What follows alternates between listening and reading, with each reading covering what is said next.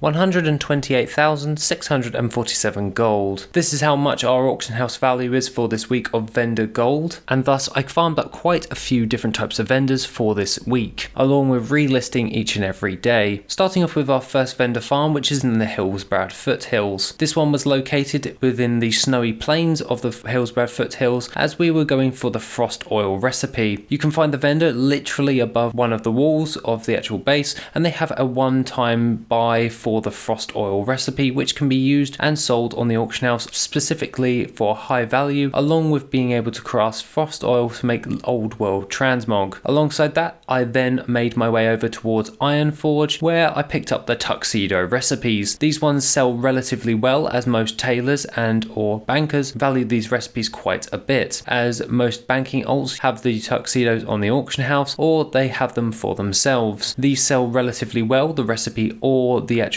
tuxedo items, and therefore this is a great one in order to pick up, as these are one-time pickups, and of course they do reset and are very easy to pick up as they are within one of the capital cities. Along with that, I then made my way over towards the Exodar and farmed up every different type of vendor. I know that the Exodar and all the other different types of capital cities have different types of items in order to sell from their respective vendors. These ones can be one-offs and also can be limited. Therefore, I made my way over towards my next one, which was Darnassus. Darnassus, I had to phase in Darkshore and make my way over towards Teldrassil. Once in Darnassus, I spoke to all the old world vendors, as these ones have some unique recipes which are limited, and therefore was a good shout out in order to pad out my auction house to increase my gold value on the auction house overall. Along with that, I then finished up within the Argent tournament grounds within Icecrown. I then made my way over towards the vendor who sells the Argent tournament shirts. These ones can be bought relatively cheaply, and then I was able to sell those on the auction house. Shirts are very fast selling, and I know that they can bring in a decent amount of gold, especially the Argent tournament ones, as previously I used to buy these and reset them all the time, and they bring in a nice steady amount of gold. Therefore I added it to the vendor gold tracking sheet and posted them on the auction house. Overall, we managed to gain quite a decent chunk of auction house value on the auction house from all of these respective vendors, and our auction house value has gone from 108,157 gold worth to 128,647 gold. Our total time that we actually spent going to all of these respective vendors was 40 minutes, and the total gold spent was 1,060 gold from our initial investment. Along with that, we also made 3,568 gold for this week, which is a nice little uptick, and we are already in the positive from our starting capital of 10,000 gold. This is turning out to be quite nice and lucrative, as the gold is starting to pile up. The more and more stuff that we have on the auction house, the more higher likelihood we're actually going to be gaining value, as we are literally becoming the ultimate vendor. And our total gold earned for this week, as we have no corresponding weeks, is 3,568 gold. The vendor gold spreadsheet has been updated on the Patreon, along with my TSM profile corresponding to all of these different types of farms and broken down into their respective categories, which you then can find on the Patreon. Other than that, guys, have a wonderful rest of the day, and I shall see you in the next video, which will be soon.